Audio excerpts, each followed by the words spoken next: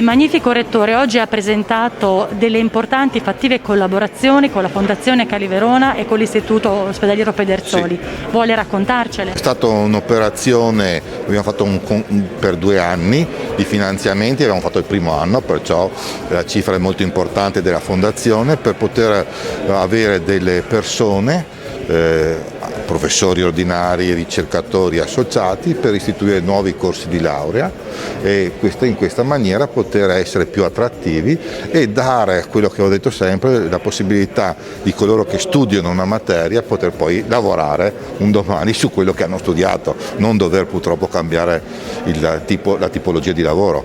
E questo è stato possibile con l'università, con la Fondazione Cali Verona e con l'ospedale Pedersoli, che ci ospita ovviamente gratis sotto il loro tetto. Quindi importante opportunità anche per i giovani, con il risultato di nuova linfa vitale sul territorio e non solo. Sì, questo proprio è stata un'operazione che si concluderà fra un anno, perciò ci sarà ancora, cercherò di farmi aiutare ancora dalle varie enti, proprio finalizzato ai giovani, top. Ed era quello uno dei punti importanti, la parità di genere, e i giovani è stato una delle basi, dei fondamenti del mio mandato. Presidente, queste importanti collaborazioni hanno parole chiave per la Fondazione: giovani e innovazione. Sì, non c'è dubbio che bisogna investire su sviluppo e su il futuro, quindi i giovani. Da qui la nostra scelta di intervenire a supporto di scuole. Probabilmente faremo anche un ITR e l'università è il gioiello, ovviamente, anche dal punto di vista pratico. Quindi ecco, questo è sicuramente, come lei ha ricordato, è una scelta di campo, cioè investiamo, non facciamo donazioni.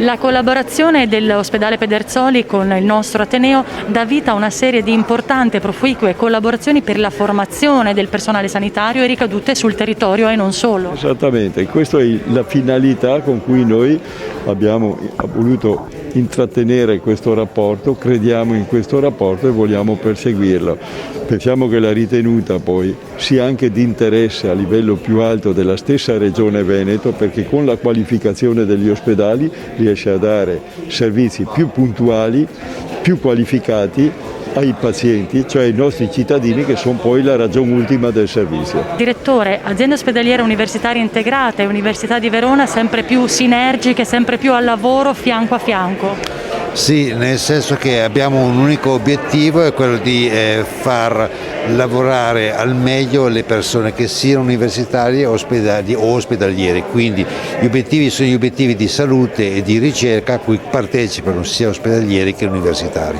Queste collaborazioni presentate in sede universitaria rendono onore anche a quello che accadrà poi a livello medico in azienda ospedaliera, quindi un lavoro che parte in università ma poi va a finire all'interno della parte clinica.